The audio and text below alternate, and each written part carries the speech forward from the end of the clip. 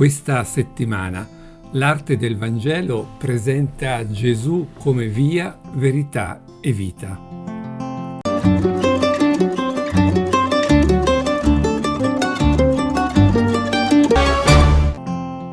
Gesù si definisce come la via, la verità, la vita, Verbo incarnato. In Lui mezzo e messaggio si identificano.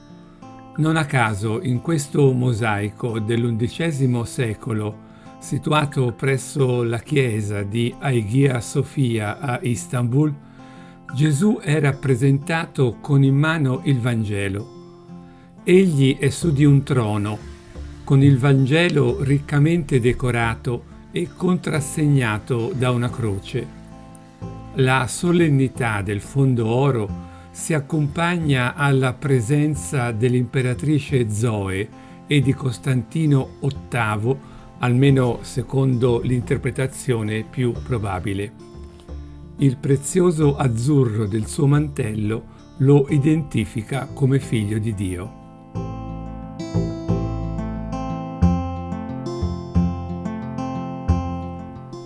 Se l'identificazione tra Gesù e la sua parola è immediata nell'accostamento tra la sua figura e il libro del Vangelo, meno evidente per noi potrebbe essere il rimando ancora più significativo presente nel gesto della mano destra di Cristo. L'anulare si unisce al pollice in un anello, mentre le altre 3 dita sono piegate. Come evidenzia Chiara Frugoni, la studiosa scomparsa nel 2022, nel suo importante libro La voce delle immagini, si tratta della variante bizantina della cosiddetta iconografia della mano parlante. In Occidente, ogni volta che si è inteso descrivere un personaggio nell'atto di parlare in modo autorevole, come emanare un editto, sancire una decisione, emettere un verdetto, se ne rappresenta la mano in una modalità particolare, con l'anulare, cioè, e il mignolo flessi. Lo vediamo anche nell'arte antica. Qui un'opera del 388 che rappresenta l'imperatore Onorio nell'atto di parlare, oppure una miniatura con Enea ed Idone a banchetto, realizzata circa nel 500, o la placca di Agilulfo, una scultura in bronzo datata circa al 600, e qui vediamo un particolare. O ancora la mano di giustizia, ricostruita in avorio nel 1804 dall'originale medievale perduto, come vediamo in questa miniatura che raffigura il re di Francia Luigi IX con scettro e mano di giustizia, risalente circa al 1320.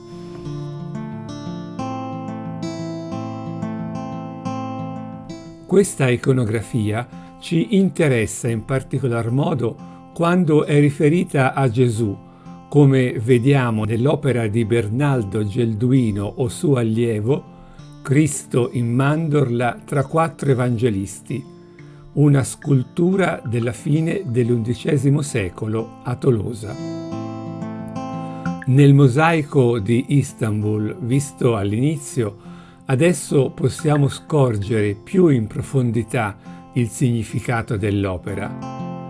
Gesù è via, verità e vita, perché la sua parola, che pure sta nel Vangelo, è in realtà Lui stesso che parla, e lo fa in questo momento, e lo fa in ogni momento della storia e per ciascun essere umano.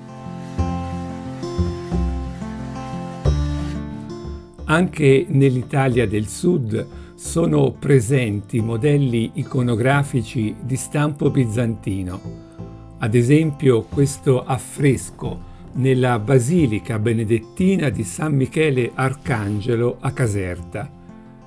Il ciclo pittorico di Sant'Angelo in Formis, oggi in gran parte lacunoso, è stato riscoperto nel 1868 e restaurato alla fine del secolo scorso.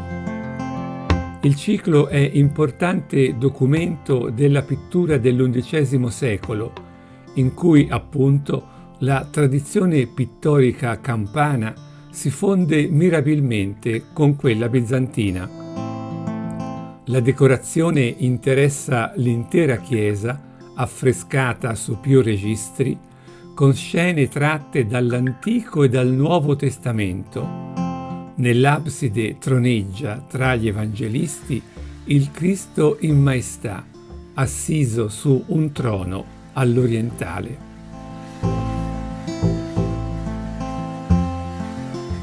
L'intera basilica rappresenta la sintesi iconografica del messaggio evangelico.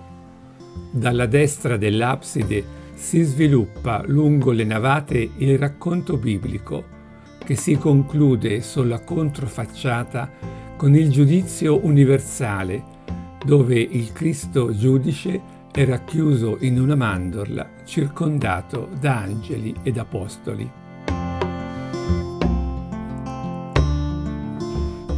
Anche l'affresco della chiesa del Monte Athos in Grecia ci riporta lo stesso gesto di Gesù, un Dio che si rivela agli uomini, che rivolge loro la parola, quasi riprendendo le conversazioni di Dio con Adamo ed Eva nell'Eden.